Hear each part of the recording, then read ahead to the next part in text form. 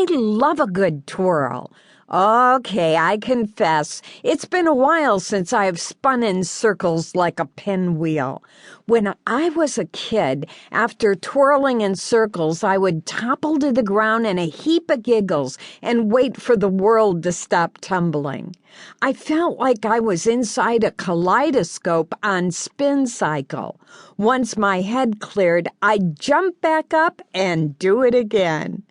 Today, I can simply stand up too quickly and I feel tipsy. Somehow, that's not as much fun. In fact, I take pills for it.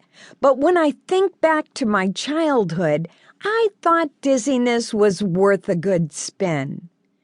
If your life is as busy as mine, and I believe it is, then you probably feel like you're in a whirl as you gyrate from one activity to another. And if you are like me, you can get so dizzy that you forget what's important. It's the old tyranny of the urgent. We do what we think we have to, and sometimes in the doing, we can ignore what truly matters. I know I can. I love the word twirl. It's an energy word, one with revolutions that allow us, in a breathtaking swirl, to enter our lives with purpose and joy. But twirl can also be a word that leaves us exhausted and depleted. So you will notice the word being used to pick us up, which is this book's intention, and to caution us of the dizziness that takes us down. Like life, which can be good or bad, twirl can be high or low. That's not to say there aren't seasons where breakneck speed isn't necessary. I recognize hurry up is a part of the human dilemma. But when frenzy becomes a lifestyle and harried becomes our uniform, it's time to put on the brakes and reevaluate.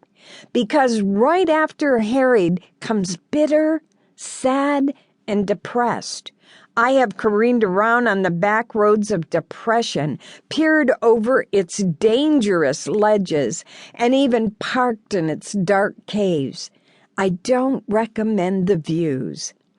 Twirl, this book, is meant to help realign our spin on life so we can proceed with intentionality, remembering in the midst of hardship and responsibility to choose activities that lead to renewal. Our God is a redeemer and restorer, and I love that He invites us to be an active participant in this life with Christ's leadership and to learn how to take care of ourselves while contributing to others' lives in ways that won't rupture our heart or invade their privacy. I would love for us to choose a saner path than the one swirling with splintering options. Exhaustion has become society's badge of honor, and those who succumb a driven people. Jesus calls us to be a peculiar people who frequent peace-filled resting places and high towers of refuge.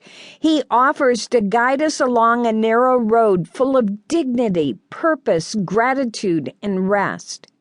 While we are given the opportunity to make healthy choices, we can sometimes feel divided by the pull of too many options and too many voices calling our name.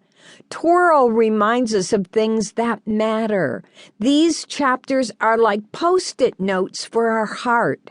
Some may fit you and some may not, so lean into the ones that do. I've been around the block of life so many times, I've worn out the curbs. Along the way, I've learned, often the hard way, what cheers a heart and what cheats a heart. It is my desire to be a cheerleader in the highest sense. Perhaps, through my experience, I can save you a few hard knocks, and together we can celebrate what matters. The chapters may seem eclectic, and they are, which tends to be my style anyway, but the book is tied together by the ribbons of what matters.